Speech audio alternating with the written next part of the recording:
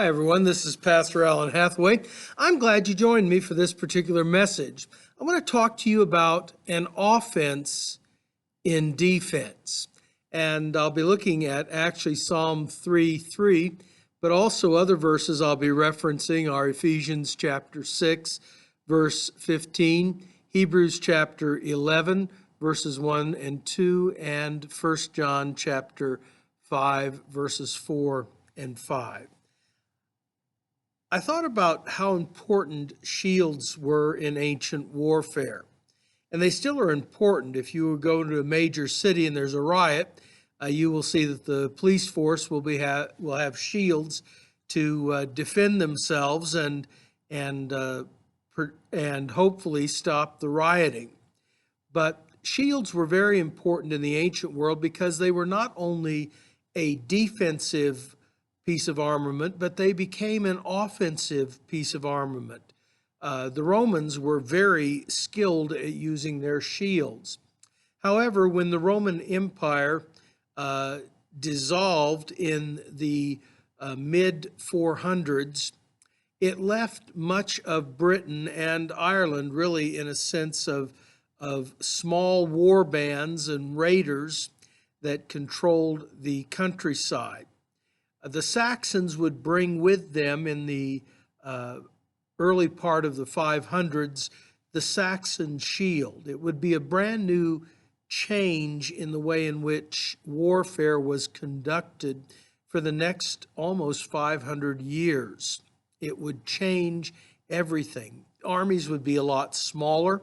They would be less equipped, and they would also have to maneuver differently on the battlefield. And that was all a major change that was taking place during this period of time. Part of that was because armies could not be maintained as standing armies like the Romans had.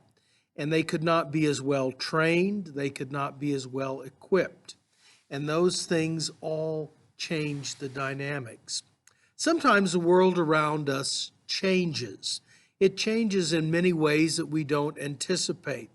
The people living in England, or what would become England, had no idea how the world would change for them. The Irish had become familiar with their chieftains, who were Druids primarily, running most of the warfare in small raiding bands, but when they did have pitched battles, it generally involved chariots and armaments that were beyond the capability of most of the peasantry. But the Saxon armies were different. They were made up primarily of peasants, and the weapons they used were peasant weapons: axes, long hay knives. They would also use short daggers, but the axe was really the primary weapon that was part of the Germanic tribal experience. Among the Franks, it would become the Frisian axe, which was good for throwing and particularly had a heavy head on it. Later on, it would develop into the Dane axe, which was a horrifying weapon that the Danes would wield.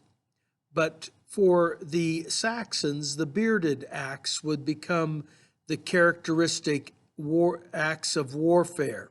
And even it would go well into the Viking era as a main weapon of warfare. It could also be used as a farm tool or as a carpenter's tool, but its war efforts and war use was primary among the Saxons and later the Vikings.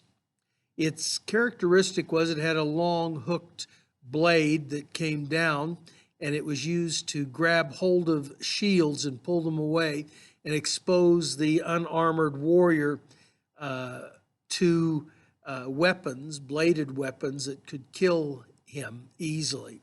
And so that changed everything on the battlefield. The writer Dylan Frogel writes this particular verse to be thou my vision.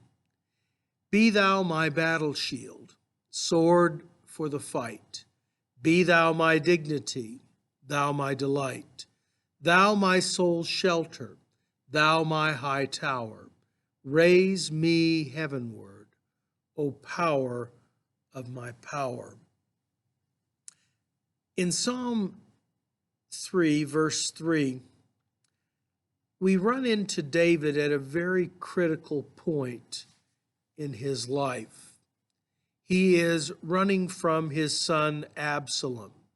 He had thought that he was capable of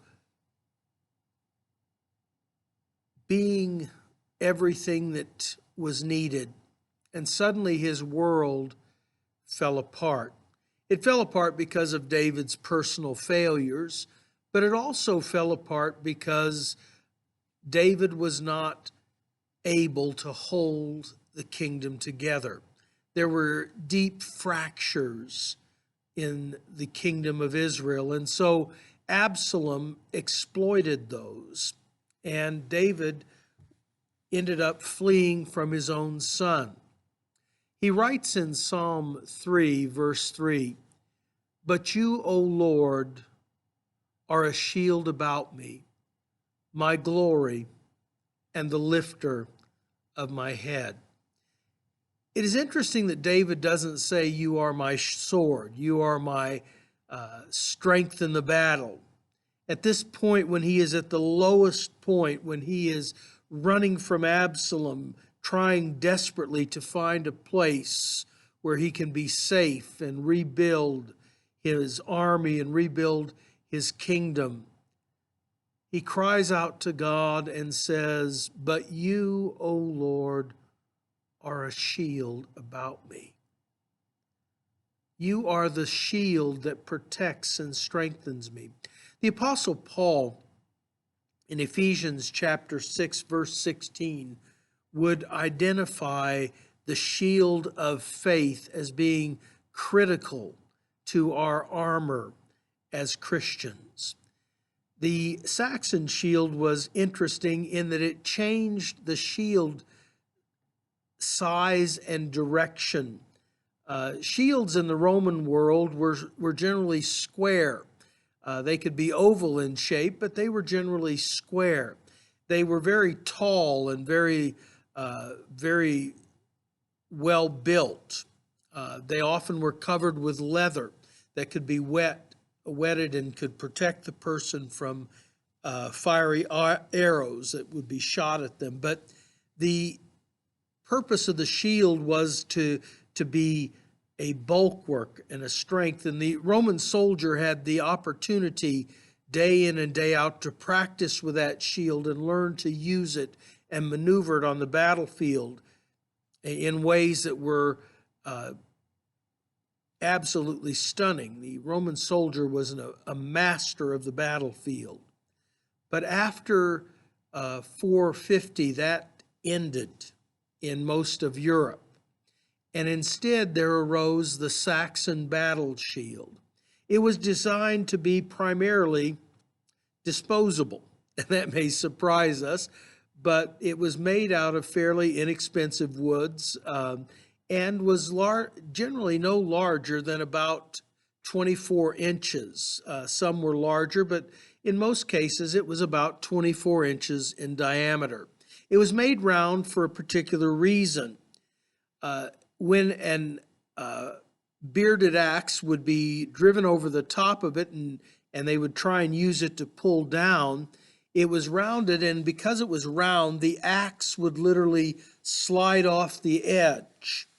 And so it protected the soldier from being exposed on the battlefield. The other thing was that when it was damaged, and most of the time they were damaged and split by the axes and by the swords that were used on the battlefield, it could be discarded. Very often they would burn the shield to recover the iron nails and rivets that were used to put it together. But the most important part of that shield was what was called the boss. The boss was a cup-like structure that sat in the very center of the shield. It was riveted to the center of the shield. There was a hole in the back of the shield underneath the boss, and that's where the hand of the soldier would fit. There would be a metal bar that would go across that hole, and that would be the handle for the shield. The shield was very lightweight, very maneuverable on the battlefield. It fit the purposes of the Saxon soldier directly. It would become critical later on in Saxon history. That shield would transform things in a major way. But I get a little ahead of my story. The Irish church would come to what would become Scotland. In fact, Scotland is actually named after the Irish settlers. The Picts were frightened of the Scots, of the Saxons to their south, who were encroaching on their lands.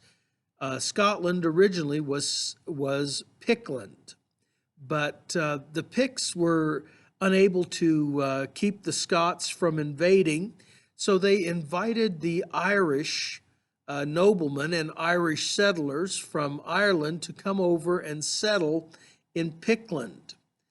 They were called Scots. The Irish were actually called Scots by the Picts and by the Saxons. And so that's how Scotland got its name. The Irish that came to settle in Pictland gave Scotland its name. They also gave the Scots the Gaelic language. They would transform Scotland. With them, they brought Christianity, and I'll be giving a little bit more of the details of how that all came about in my sermon today. But suffice it to say, they brought Christianity to Scotland. And through Scotland, they converted the Saxons. When the Viking Age began, one of the first places destroyed by the Vikings in the 790s was a monastery off the coast of England called Lindisfarne. Lindisfarne was an Irish monastery that had been established to evangelize the Saxon people. That would begin the Viking Age. By the mid-800s, the Danish Vikings would have established themselves firmly in the very heart of Saxon territory. They were deeply opposed to Christianity, and they had intentionally killed the monks at Lindisfarne and at another monastery called Iona in Scotland. What few monks had survived had fled back to Ireland. It was a tragic time. It looked like Christianity would be wiped out of England, or what would become England. The Saxons were losing, and they were back on their heels. In the late 800s, 1880s, a young man who was a deeply committed Christian would come to the throne of the West Saxons, called the Wessex. His name was Alfred. Alfred almost lost against the Danes, but he set back and reorganized his army around a brand new concept of the shield wall. It was highly maneuverable, highly effective, and he met the Danes in battle and defeated them. Alfred would go on to establish what we now call England. He would put in place at the very base of English law Christian principles that he had learned from the Irish Christians who had Christianized the Saxons. What a change that makes. Remember that little boss at the very center of the shield? That is the very heart of the gospel, at the very center of our Christian faith. No matter how battered our shield may be, we can recover that center and rebuild things. And that's exactly what happened, because the Irish brought their Christian faith to the Saxons. And eventually that comes down to us. That's what Christianity means. And that's what our faith means. God bless. I hope you'll come to church. Take care.